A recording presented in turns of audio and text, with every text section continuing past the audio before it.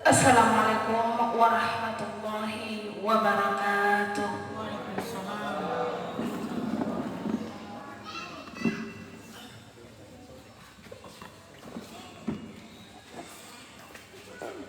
A'udzu billahi minasy syaithanir rajim.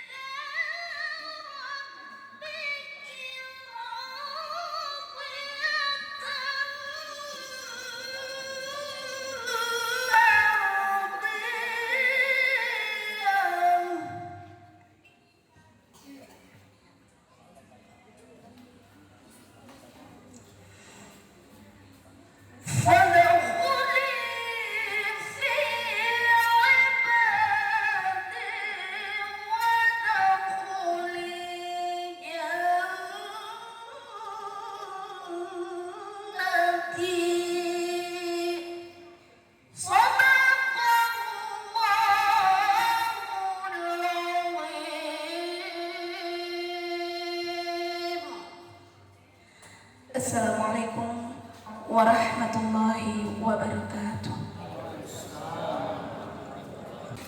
Mengawali taksiah kita, mari kita sama-sama mengirimkan suratul Fatihah untuk yang pertama,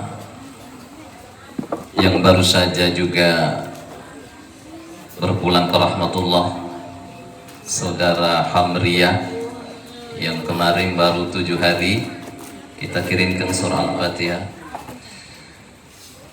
Ada hasilnya wal amali salihah laha Al-Fatihah. Amin. Yang kedua untuk anak kita Muhammad Fatih, walaupun usianya belum balik, tapi kita doakan juga semoga Allah jadikan tempatnya di surga insyaallah.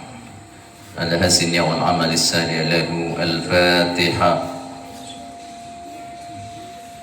Bismillahirrahmanirrahim. Assalamualaikum warahmatullahi wabarakatuh. Waalaikumsalam warahmatullahi wabarakatuh. Alhamdulillah alladzi ahyana sanatayn wa amtana sanatayn, alladzi khalaqal mauta wal hayata liyabluwakum ayyukum ahsanu amala.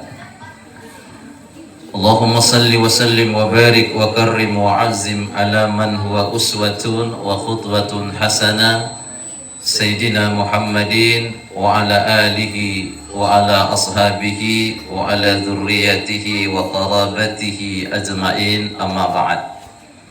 Alhamdulillah, tentunya kita mesti selalu bersyukur walaupun kita ditimpa musibah oleh Allah. Makanya dalam Al-Quran itu ada 2 bentuk kata syukur. Ada orang syukur, ada orang syakur. Itu beda.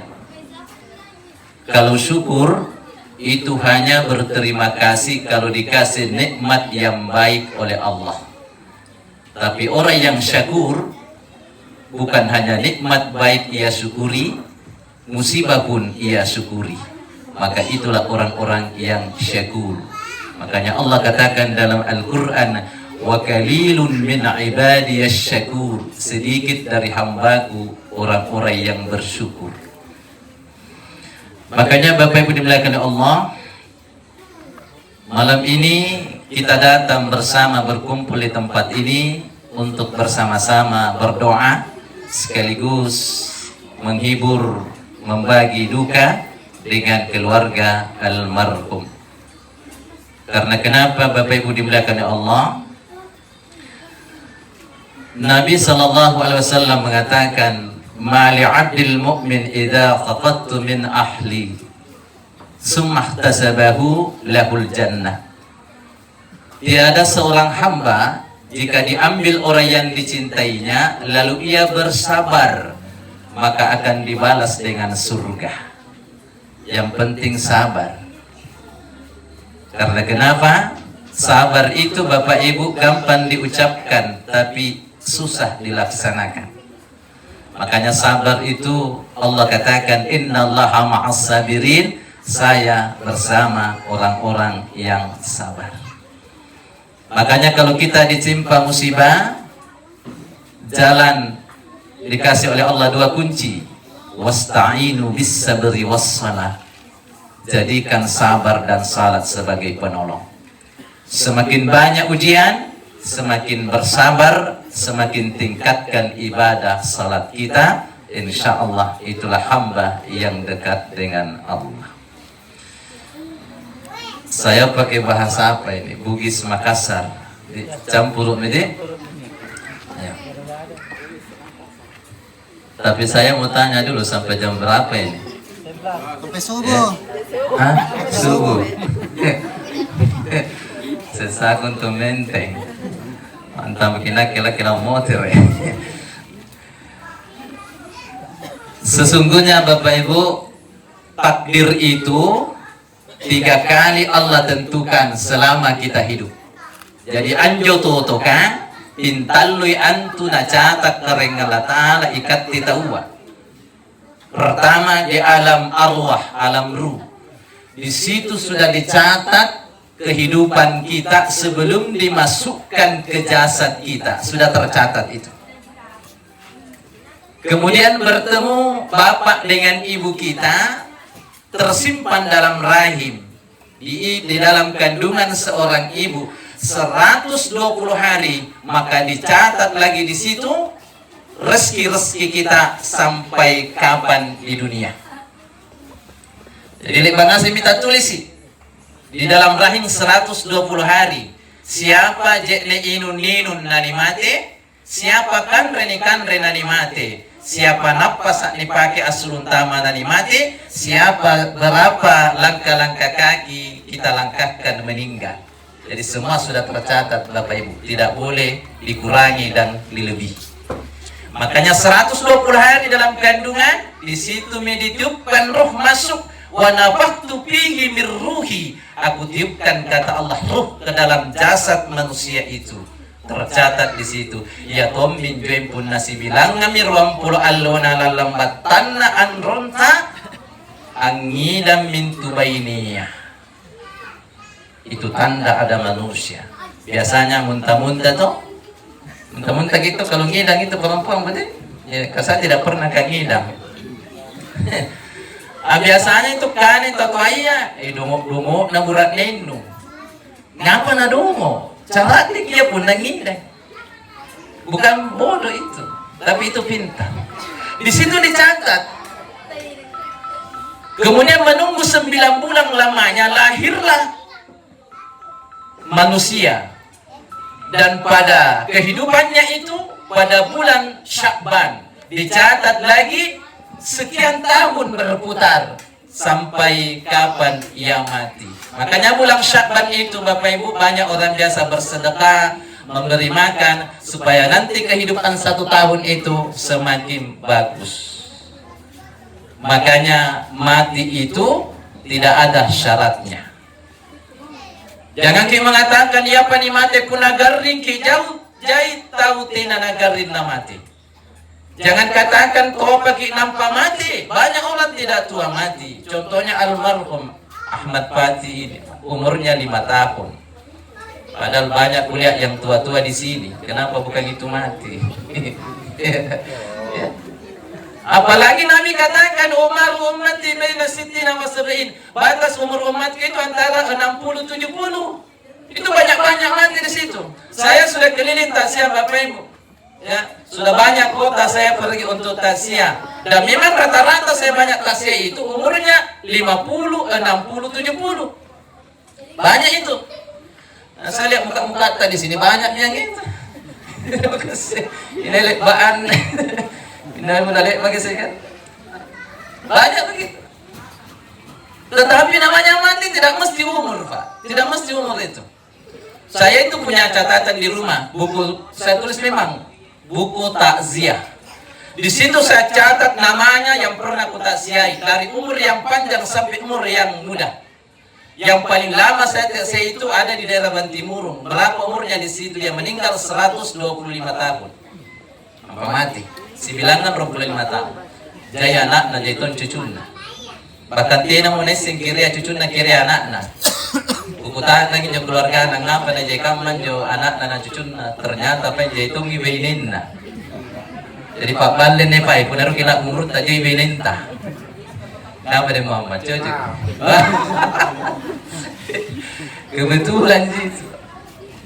Yang paling muda saat ini masih tua ini 5 tahun. Ada di Maros itu dikasih kebo 1 tahun lebih umurnya itu meninggal. Ia tenggelam di kolamnya itu kolam-kolam kecil. Mamanya ada tapi karena takdirnya sudah di situ ia meninggal 1 tahun lebih. Ya. Jadi mati itu Bapak Ibu tidak ada persyaratan. Walaupun kita tua sakit, kalau memang sudah ajal tadi sudah ditentukan memang seperti itu.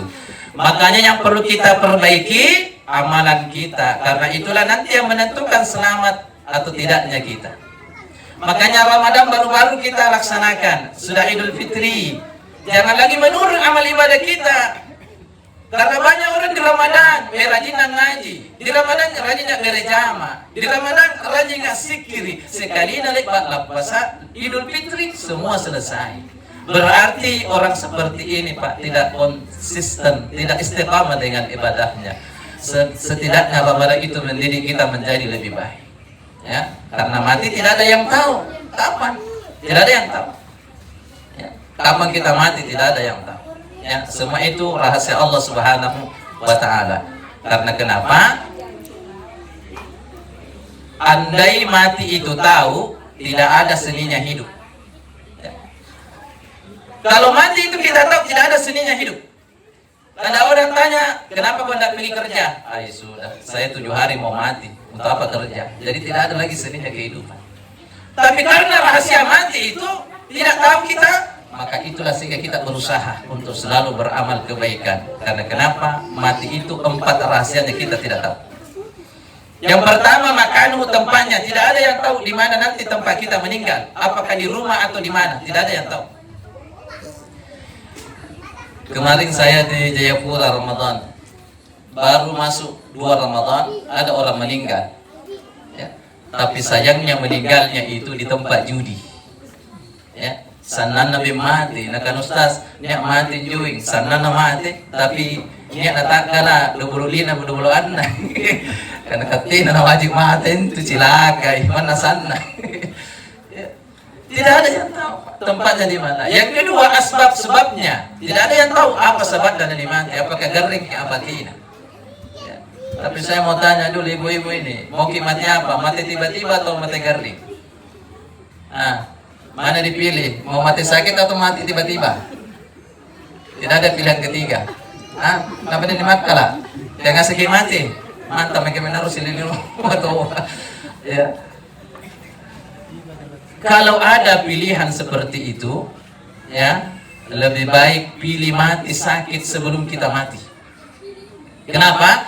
Karena sakit itu adalah pembersih dari dosa kita. Ditangkasin itu kali punah garing. Jadi punah tena talibat kaki garing, jangan juga merasa gembira. Karena jangan sampai kita itu tidak diperhatikan lagi oleh Allah. Ada orang tidak pernah sakit tapi dibenci oleh Allah. Siapa itu? Firaun. Firaun itu biar penuh tidak pernah. Mana lagi Firaun talibatkan, tapi dilaknat oleh Allah karena kenapa? Ia merasa hebat, bahkan mengaku dirinya ada Rabbukumul A'la. Inak kimika raib paling tinggi. Bahaya itu. Ya. Jadi kalau sakit itu berarti ada dosa-dosa yang dicuci pada diri kita. Insya Allah kalau meninggal dengan sakit itu, itu sudah bersih. Makanya ada tanda-tanda memang kematian itu, Bapak. Lihat tanda-tanda mati memang. Ya. Saya kasih kisah tuh, Dik. Kapan nih? Saya ulangi, Dik. Mati itu bukan karena sakit, mati itu bukan karena tua, tapi karena ajal. Allah katakan, "Iza ja'a ajaluhum la yastahiruna sa'atan wa la yastatimun." Gunanya ajalaka tidak bisa lagi ditunda walaupun sebentar. Ya. Jadi kalau mau tes apakah sudah dekat kita mati atau tidak, sebentar kalau pulang di rumah tak berbaring baring jangan pakai bantal, jangan pakai bantal, berbaring saja, baru lihat ke bawah kaki kita. Kalau kelihatan jempol kaki berarti mau mati itu tidak lama. Jadi coba sebentar. Kalau berbaring kita kelihatan jempol kaki berarti sudah dekat itu. Nakana totoata amentemi batu di sana. Ya. Jadi pasti dilihat itu. Yang kedua, benar kita skin kanambani minikadaya kematian. Ya. Kunna tena menicini ki ujung kak murunta. Nih. Pasti dilihat semua itu, Bu. Ya. Ujung hidung ini. Mana teka mapunya nak murunta. Pasti dilihat ini. Itu tanda itu. Ya, coba saya, punna tena mo ni cini berarti mani mi kematian. Makanya punna garingkik cini-cinikin jona. Punna kacinikan ini salah tena pantu. Ya, tena pantu. Nah, itu pates na semua itu ada tanda. Makanya orang tua dulu mengatakan, nah kalau mau keluar rumah, periksa kalian dulu. Kalau mau keluar periksa dirimu, itu yang disuruh periksa itu. Makanya kalau mau keluar rumah, dulu sebentar, pandang itu, masih kelihatan, maka keluarlah. Tapi kalau dipandang itu tidak kelihatan, jangan coba-coba. Bisa jadi kalau keluar, tinggal jasad yang pulang. Jasad tangan itu ada tanda. Yang ketiga, undaru kicini kanambani kamatian ngati. Ya. Rasa itu langit-langit di dalam. Lidah itu menyentuh ujung langit-langit. Punna gelek-gelek enji berarti tena pantu. Ya. Tapi punna tena mana gelek-gelek, berarti sudah dekat itu. Sudah dekat. Coba pendek mama. Gelek-gelek. Oh, insyaallah masih pandang. Itu ada pada diri semua. Makanya ulama sufi mengatakan man arafa nafsa faqad arafa rabbah. Siapa yang kenal dirinya, dia akan dekat dengan Tuhannya. Banyak ayat itu Bapak dalam Al-Qur'an, wa fi anfusikum afala tubsirun. Pada dirimu kenapa kau tidak perhatikan? Nah, itu semua. Ya. Nah, semua pasti kita mati. Ya. Tidak ada mau apa kita. Nah, tinggal menunggu kita karena mati itu bukan nomor antrian. Bukan nomor abjad. Tapi nomor cabut, siapa yang tercabut namanya. Nah, itulah sehingga dalam lewat disebutkan itu. Biasa itu bunyi telinga tadi. Biasa itu bunyi telinga. Itu sebenarnya ada orang mati. Tetapi dia menyentuh itu daun kita yang ada di aras. Cuma untung tidak patah juga. Sehingga kita cuma berdengung telinga. Rasanya seperti itu. Nah itu sudah tercatat semua. Makanya malaikat maha itu tidak salah pilih. Tidak salah pilih. Jadi biasa kalau berdengung telinga berarti hampir saja daun kita itu yang kena. Cuma sedikit saja tersentuh sehingga berdengung telinga. Berarti ada orang mati. Makanya dalam kitabnya Guru Haji Abdurrahman Dalla itu, ya, dia mengatakan bahwa ada juga tanda pada diri kita itu, ya ada namanya tanda adat, ada tanda agama. Punna tanda adat itu biasanya itu, apakah itu namanya itu? Kalau Bugisnya itu serak. Apa mangkasaran aja? Gagak. Apa sih? Ya. Gagak. Burung kariu, burung hantu. Ya, biasanya itu kan kalau bunyi itu. Ya, bahasa bunyi maram itu anak mudanya. Ali toya. Jadi tahu yang mental dasar ali. Ya. Itu belum tentu di sekitar itu ada orang mati. Karena kenapa? Jangan burung kariu itu sekian ribu kilometer bisa mencium baunya malaikat maut. Dia bisa mencium baunya malaikat maut itu. Bisa jadi ada di rumah ya bunyi, tetapi bisa jadi di kampung lain ada orang mati. Ya, bisa jadi di kampung lain ada orang mati. Karena kenapa? 1000 kilometer dia bisa mencium baunya malaikat maut itu, burung hantu itu. Makanya dia bisa bunyi. Itu tanda. Nah, tetapi kalau ayam yang bunyi, ayam jangan tingkoko itu tanda bagus. Berarti dia melihat malaikat. Ya, melihat malaikat. Makanya itu ayam itu kalau tengah malam, jam 1 pasti bunyi, jam 2 pasti bunyi, jam 3 pasti bunyi, jam 4 pasti bunyi. Berarti ayam bagus itu. Makanya punah bicara jangan punah malaikat jangan dulu tajinya itu diperiksa, tapi bunyinya yang perlu. Ya, jangan sampai beli ke ayam jam 2 ditunggu tingkoko tina tingkoko, jam 3 tina tom, jam 4 tina tom, jangan kutuan tu polomi namuko sika menjepatan. jadi itu ayam itu dia berbunyi, dia melihat malaikat, makanya dia suruh bangun kita, dia suruh bangun berdoa tengah malam. Tapi pada tidak dibangun, ayam dunia ayam ketawa, nak kali maki, nak singkam menjabat akuan dia. Ya. Dan kalau suara kuda kita dengar meringkik berarti ia melihat setan. Maka kalau dengar suara kuda meringkik, minta berlindung kepada Allah, auzubillahi minasyaitonir rajim, karena dia melihat setan itu. Ya. Beda dengan anjing kalau melolong. Kalau anjing melolong itu apa yang didengar? Dia mendengar siksa kubur. Nah, lagi pas siksa kubur kan. Sehingga anjing itu berteriak saking takutnya. Sehingga anjing itu sebenarnya saat berteriak melolong, ia berdoa sebenarnya dengan bahasa anjing. Apa nakana kumkumna? Alhamdulillahillazi khalaqani kalban la yalhaq minnas tarikus salah. Syukur kat napat jari jak taring Allah taala kongkong tin napat jari kat tahu nanti nana sambaya. Papa duan na mungkungan. Jadi jun daw tin nana sambaya singkam aji. Singkam apa? Itu kata itu kana deh. Aja saya bersyukur, Pak. Karena kenapa memang hati-hati Bapak Ibu. Saya sering tanya orang kasih masuk ke kubur itu. Sering saya tanya. Ya, banyak orang saya tanya kalau ada orang mati, bagaimana keadaannya orang yang kau masuk di kubur itu? Katanya Ustaz macam-macam saya dapati. Ya, banyak saya masuk dalam bahasa dalam kubur itu macam-macam memang. Apalagi memang yang tidak salat tidak bisa itu berbalik ke arah kiblat. Tidak bisa katanya itu berbalik ke arah kiblat. Mana nih apa namanya? Biar itu ditahan. Pasti dia balik lagi dirinya. Tidak bisa memang. Karena itu memang tidak pernah menghadap ke arah kiblat. Tetapi orang yang rajin salat itu biarpun tidak dihadapkan ke arah kiblat, biasanya dia langsung menghadapkan dirinya. Ya, itu hebatnya.